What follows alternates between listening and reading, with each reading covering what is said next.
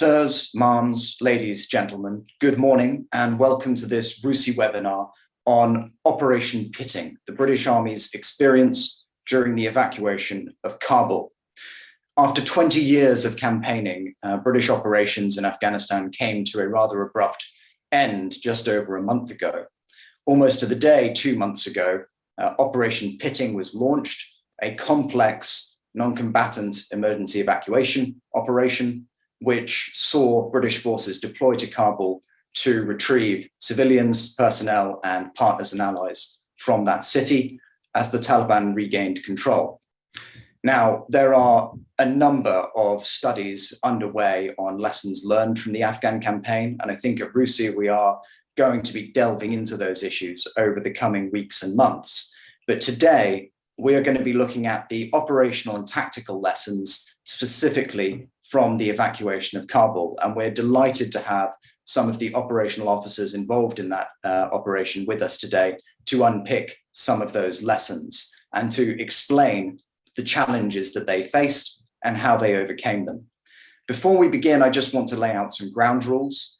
The presentations we're about to receive will last for about 30 minutes. They will be on the record. The subsequent questions and answers will be off the record.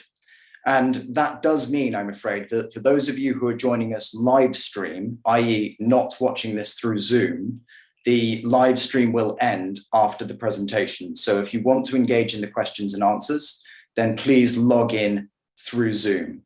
Now, normally I would engage in quite a long introduction of the speakers, but I'm going to keep it brief this time because I think that their relevance to the topic under discussion in terms of their experience can be summed up in the positions that they held during the operation and speaks for themselves. We are delighted to welcome Lieutenant Colonel David Middleton, the commanding officer of 2 Para, who was deployed on the operation, Major Jim Vinney, who was the Deputy Chief of Staff for 16 Air Assault Brigade, and Captain Jamie Robson, who was the operations officer for the 2nd Battalion.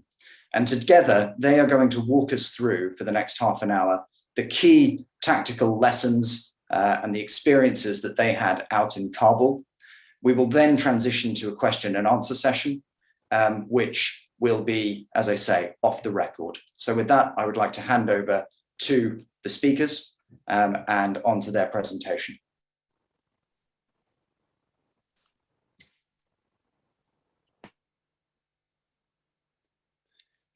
Good morning, and thank you to everyone for taking the time to listen to our short overview of our experience in Kabul.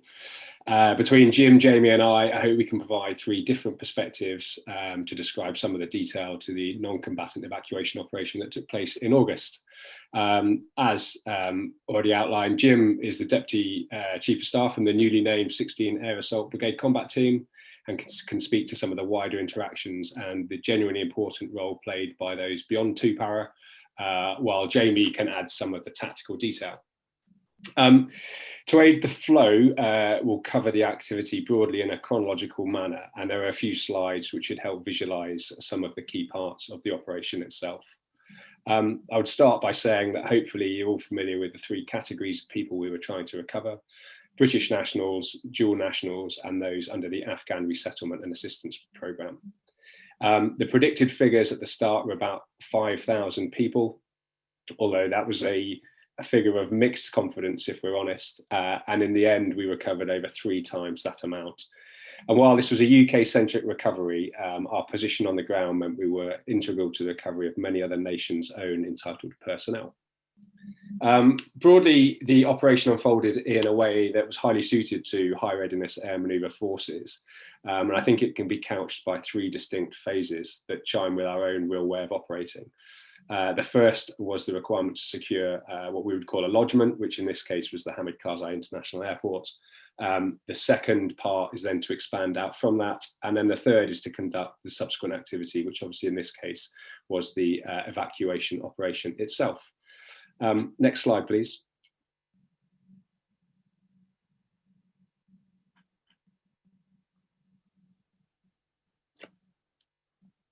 So this slide provides an overview of the airport, and I put it up just to orientate people from the start and then provide some of the realities that we faced as we arrived. in simple terms, you can see that the northern part was where the majority of the military sort of terminal and activity was, and that was in that area marked H Kaya North. And on the southern side there was more of the civilian terminal and the civilian airport.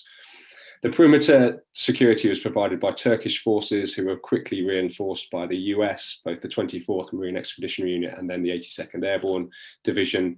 And then out with that, there was also an Afghan security bubble provided by the ANDSF, Afghan forces. The Baron Hotel is obviously down to the bottom of the screen there. That was the handling center, and then you can see the Abbey Gate. And I raise this because the actual distance between the two was less than 500 meters along a route named as Route Leeds. And this, if you like, was the front line, and some of the images will bring hopefully this out later on. And throughout, really, we were operating in a really relatively small area, yet there was so much happening in such a sort of focused position, and this was one of the real distinct factors of the overall operation. The hotel itself was relatively large and is a heavily fortified complex, and was well suited for providing the staging before moving back to the airport. Inside the airport itself, you have the passenger handling facility, which is outlined there as Casa Italia. And this is important because this is where the UK conducted its kind of pre-flight processing and security before people actually departed on aircraft to leave Kabul. And I'd also say that, right up until the 14th of August, there was relative calm in Kabul.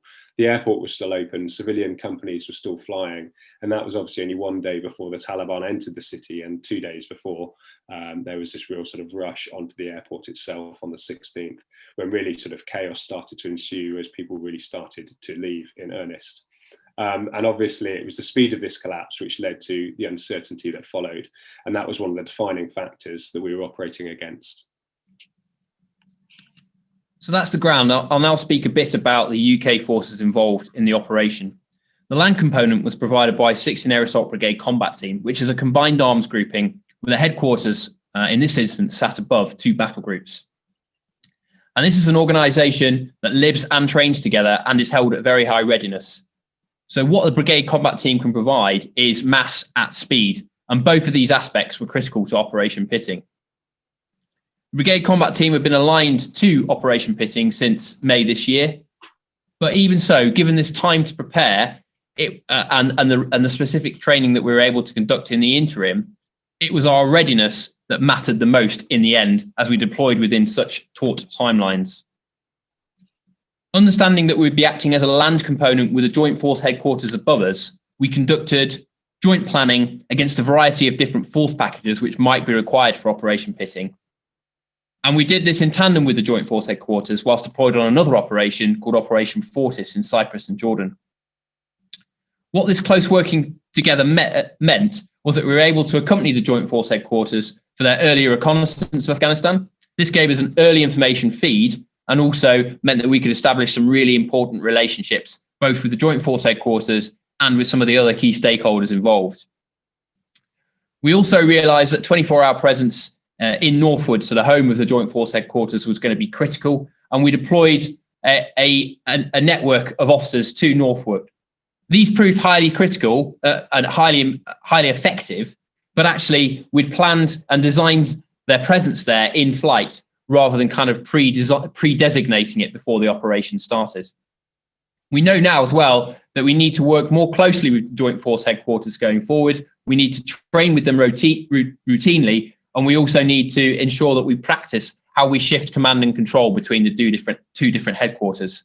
I think the other thing that's worth bringing out at this stage is that even at this early stage of the operation, the strategic to tactical compression that we were going to endure was very evident. The high-profile nature of the non-combatant evacuation operation meant that there was little time between a political decision and a tactical action happening in Afghanistan. And we shared these pressures well between our own one-star headquarters and the one-star Joint Force Headquarters. So this slide provides a really useful handrail to talk through the inload of the 2 para battle group throughout the operation. So from the 14th to the 17th of August, which was the first phase, we initially looked to concentrate our force in H Kaya North to assure the security of the airport. And that was A and C companies from 2 para, working closely with the US Marines, who by this stage controlled the western part of the airfield, and the 82nd Airborne Division, which controlled the eastern areas of the airport. Once B Company from 2 Para had arrived, we then had sufficient mass to break out from HKI North and establish the Evacuation Handling Centre at the Baron Hotel, which was achieved during the night of the 16th of August. From this point, we then looked to concentrate force within the Baron Hotel as we sought to increase the scale of the NEO and the number of EPs who we were capable of processing. And this eventually led to the arrival of A and C companies from 3 Para and also Alma Company from 2nd Battalion, the Yorkshire Regiment from Cyprus, who were the regional standby battalion. Next slide, please. So taking that a kind of a stage further and talking about what I described as the first phase, which is, the security of the air point of disembarkation. You'll no doubt be familiar with the chaotic scenes on the right-hand side, but the key point here is that without sort of Afghani support, there was no outer security, and therefore the southern side of the airport was highly porous, and Afghans were able to breach it and make their way onto the runway. This shut the runway on a number of occasions, and this was important because it meant we couldn't add to the force elements that we needed to provide sufficient mass to enable the recovery or assist with the security of the airfield itself. And at the point where these pictures were taken, we only had one company, A Company, of around 100 people on the ground, who were responsible for protecting the small piece of terrain marked HKI North on the earlier slide, i.e. the military aspect of the airport. And therefore, along with the Turks and the US, forces they'd never operated with before or could not communicate with, they interacted to form essentially a very thin line of defense against the Afghans who were moving towards them and who were essentially cajoled by the Taliban. And they had to do this for over 10 hours with limited supplies. Once the northern side was eventually protected, or at least loosely protected, and this was supported by deliberate action by the 82nd Airborne Division, ushering the crowds away from the military side of the runway, the next stages of the operation were able to continue. But we had to secure this in the first instance before we could really conduct anything else. From a brigade combat team perspective, it won't surprise you to understand that we found a vastly different situation in Kabul than that to which we had predicted. I would stress again that point about a readiness mindset. And we found that it was even more important than the formal readiness that we're mandated to hold. And this is why we were able to deploy a second battle group, the 3 Para battle group, at 24 hours notice, despite them being held formally at 20 days notice to move. It's also why we were able to generate a whole host of UK-based support that we required, and that was able to be done during our summer leave stand-down period. At this early stage also, we started to see why having a combined arms grouping is just as vital for a non-combatant evacuation operation as it is for warfighting. And I'll give you a flavour. Medical troops were deployed to provide Role 1 and Role 2 medical support to both us and the Afghans. Logistics troops supported from the UK through our forward mounting bases in Brize Norton and Minad in the UAE, right through to the airport in Kabul. Engineer support, including military working dogs, were critical to all aspects of the plan, whether that be crowd control or setting up alternate handling facilities. Our artillery troops led in the handling of media, and we were able to bring this all to bear as we live and train as a brigade combat team with dedicated battle groups which know each other well. It's also worth noting that the brigade combat team troops had no reception and staging when they arrived in Kabul. This meant that as a headquarters, we had to be reactive to the needs from the troops on the ground. One example was in obtaining the operational waivers for doing things like travelling on the aircraft with ammunition. Because of the brigade combat team's experience and its linkages with higher headquarters formed through our recent experience of other operations, such as Operation Solidarity in the Ukraine last year and Operation Fortis in Jordan earlier this year, we were well prepared for this and we can enact it quite quickly. So our experience during this first phase of the operation was more like a conventional air-land operation than other deployments to Afghanistan or to Kabul that have been conducted in the recent years. And 2 Para was last in Kabul on Operation Taural 9 in 2019-2020. And on this type of operation, personnel deployed separately to their freight, and they arrived at the same airport in a relatively controlled manner, and they then conducted a period of in-theatre training and then handover takeover with their counterparts who were already in the country before being employed in their role. On not pitting, however, personnel were effectively coming off the aircraft and immediately being sent out on two critical tasks. The first was supporting the US to maintain security of the airfield, and this was particularly so on the 16th of August, when thousands of local nationals invaded the runway and the airport was closed for about a 12-hour period until US Marines and British paratroopers could effectively secure that runway again. And that's the image you can see there on the bottom right-hand side. And the second key task was then undertaking final preparations to expand the lodgement and move down to the Barron Hotel, which was the next phase of the operation. Slide, please. So this slide depicts, I believe, the real detail of what we had to do. And I would couch it as 3 deliberate acts that needed to take place while also continuing to conduct the evacuation. And I'll talk them through from left to right, really. And they sort of followed in that order. The first task was to enable really a ground line of communication between the airport and the hotel. And the shot on the left-hand side is taken from the outer Abbey Gate, looking down towards the hotel, which is approximately 400 meters on the left-hand side. And throughout, this was a significant challenge, and in this instance required a deliberate clearance to enable us to get from the Abbey Gate down to the hotel. And this was so important because it would then enable vehicle convoys to move freely to help extract entitled persons back to the airport. And in the overall plan, the aspiration was to create a kind of air gap between the hotel and the gate so that we could balance the sways of people that were appearing elsewhere, and that would have our lines of communication open throughout. And this was a challenge because, as you can imagine, a bit like an air bubble, this would quickly fill up. The second act focused on the 3 central slides, which we entitled the Chevron. And this was just outside the Barron Hotel. And this was probably where the scenes were most visceral. The Chevron was important because it was the third and most significant obstacle that we put in place to try and manage the overwhelming numbers of people massing outside the hotel. Initially, this was just a basic barrier.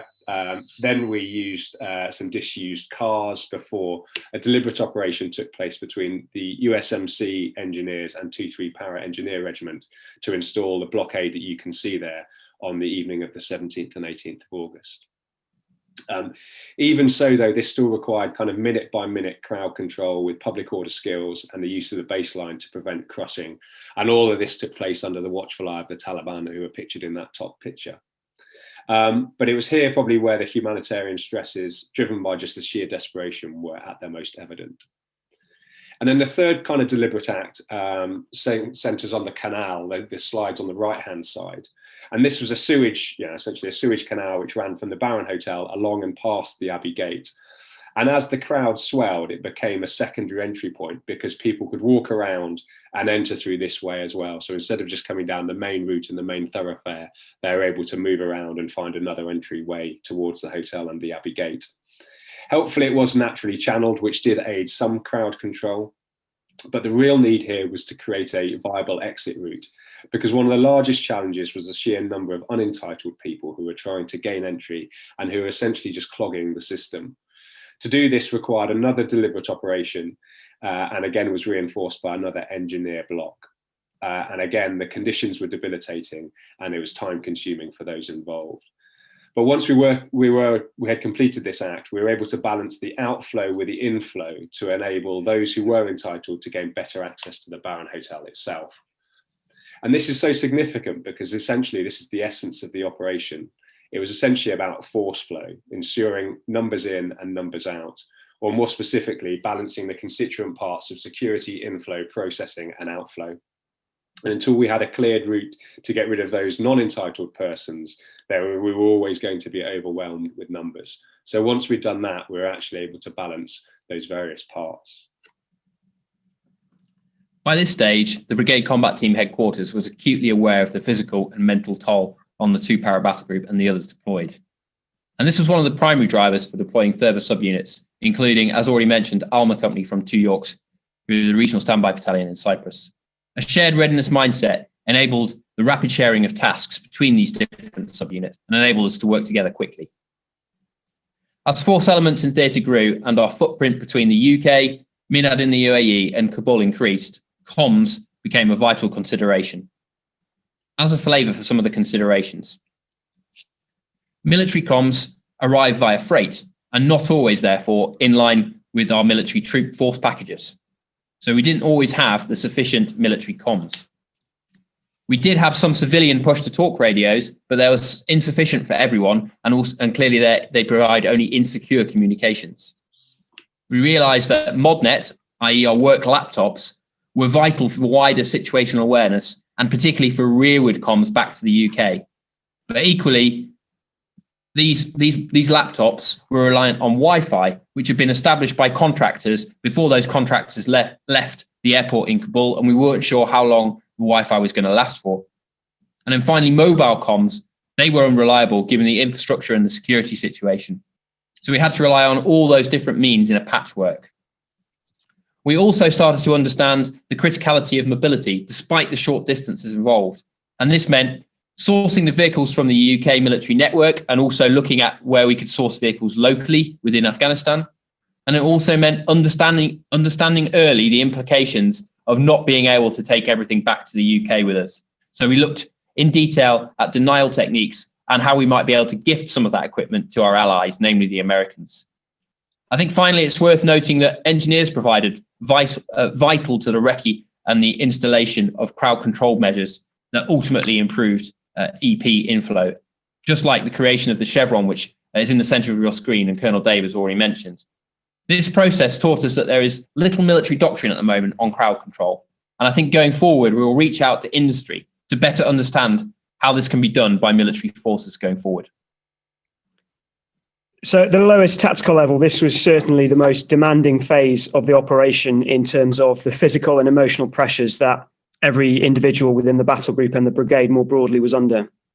And effectively, it was 4 days of pretty Herculean effort from everybody that was down at the hotel to effectively control the situation as it developed and changed and expanded in front of us, until we had sufficient force elements in Kabul to enable us to set the battle space in a more deliberate manner.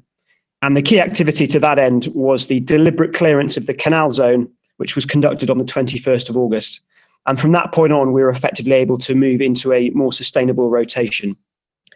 But in terms of the lived experience for the men and women of the battle group, this was an incredibly stressful and emotional period for everybody, whether you were a paratrooper manning a shield at the chevron, or whether you were a medic responding to the range of humanitarian issues that were presented.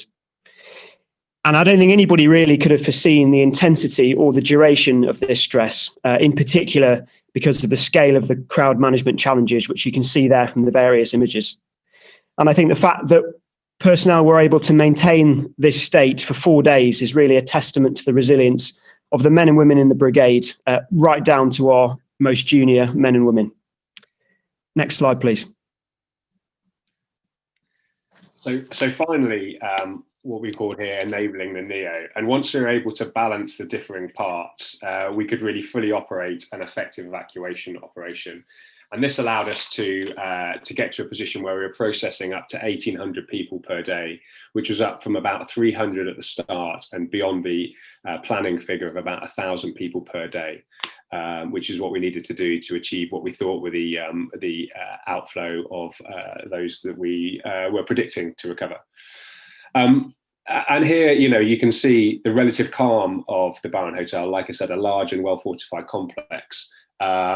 It was also the sort of the location where we were able to conduct a real sort of integrated and whole force aspect of the response, with both Foreign Commonwealth and Development Office, Border Force and Joint Force headquarters personnel, along with wider military people, all working together to support the processing.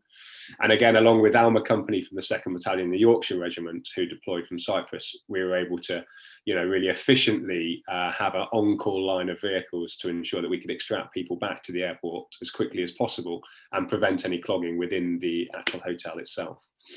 And that was important because despite its relative size, pretty much every part of the hotel was filled with Afghans who were either waiting to be processed or waiting to be extracted. And those pictures up on the top right show just how full the hotel was. That became the kind of gauge to discern how our control was broadly going in terms of trying to dial up or down the inflow and outflow from the hotel. And it also links to some of the sustainment challenges that we required the sort of expeditionary logistical mindset to come to support the force. And that was sort of compounded when you consider both the size of the families and the varying challenges and requirements that some of those families needed.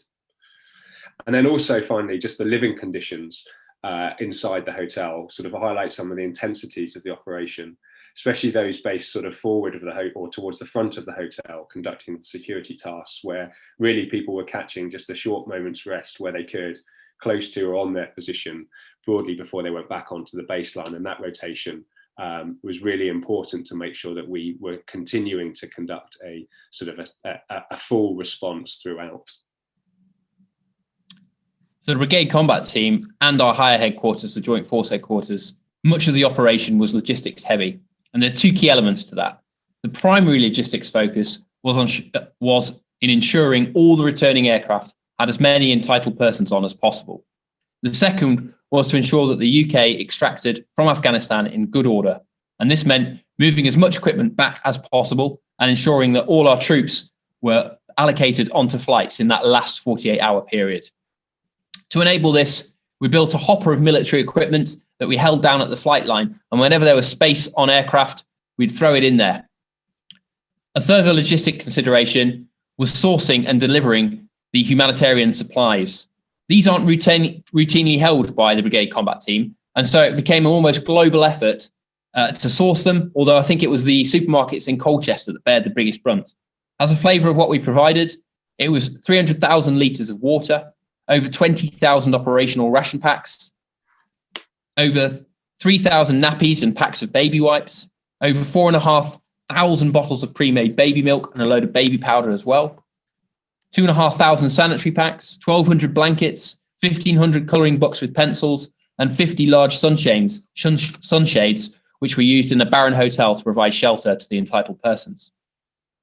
I think the other thing worth drawing out at this stage is just how multinational in every respect Operation Pitting was. And what this meant to the brigade combat team was that a significant amount of our headquarters workforce was employed in vital liaison roles. Although this reduced our already quite skeletal staff, it provided us vital access to both Allied assets and also to Allied commander decision-making. And I think the final thing I'd offer is, at this stage, the brigade combat team headquarters was starting to really think about how we could have continued in this manner if we were going to need to have done it for much longer. Particularly the entitled person pipeline, we realized that as soon as you start improving one part of it, you increase the burden on another part of it, and how we dynamically manage that. We were looking at the infrastructure in the airport and how we might be able to survive without the contracted support and without some of the services that were provided there. We were looking at the intensity of all our troops starting to take its toll from the lowest level right up to the command level. We're starting to look at medical support provided. We realized it was vital for the extracted families, but we also realized that our medical modules and the amount of resource that we'd brought with us was not optimized for the care of these civilian families. And I think, my final point would be to say that had we needed to be there longer, we'd need to have considered what a genuine reversionary setup would have looked like for the brigade combat team. So by the 22nd of August, we had the 2 Para Battle Group had sufficient force elements in theatre to move to a more sustainable rotation, which was hugely needed after the exertions of the 4 days previously. And by this stage, we had 5 companies on the ground in and around the Baron Hotel. And this enabled us to have 3 companies outside the Baron Hotel, providing security at the canal, on the Chevron, and up and down route leads to ensure that remained open. And then we had 2 companies operating inside the hotel, one of which was manning the entry control point of the hotel, conducting initial search and screening of EPs coming into the chain. And the other company was supporting processing inside the hotel, working closely with FCDO, Border Force, and JFHQ personnel. And although this was a more sustainable rotation, it was still in fairly austere conditions. And as you can see from the photos there, personnel sleeping on the road only meters from their duty positions. And this was effectively how the battle group lived from the 21st of August until the extraction began on the 26th. Next slide, please. So in summary, I would sort of conclude that while the operation was undeniably tough, it certainly felt longer than 2 weeks, and there wasn't a moment's respite during that time. It was also unsurprisingly very rewarding. It was genuinely a collective effort. That's not just a truism, and it absolutely required an expeditionary mindset coupled with sufficient mass. And it wasn't until the point that we had 5 or 6 subunits that we moved really from frankly a position of just holding on to being able to conduct the operation fully. That concludes the presentation. I think we will now move to questions, and back to you, Jack. Thank you very much. I think everyone will agree that that was a wonderfully detailed presentation on how the operation was conducted. It won't surprise you that we have many, many questions. Before we go into the Q&A, I just want to flag to those asking questions that the boundaries of that conversation, obviously there are a lot of topics relating to Afghanistan and the IR and other issues that we will be discussing over coming weeks. In this context, the speakers are cleared to talk about operations